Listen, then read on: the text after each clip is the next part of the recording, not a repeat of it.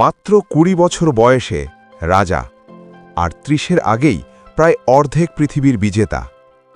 খ্রিস্টপূর্ব ৩৩৬ সালে ম্যাসিডোনিয়ার সিংহাসনে বসেন আলেকজান্ডার। তার লক্ষ্য ছিল একটাই, পুরো বিশ্ব জয় করা। তিনি গ্রিস থেকে শুরু করে পারস্য সাম্রাজ্যের বিরুদ্ধে যুদ্ধ ঘোষণা করলেন।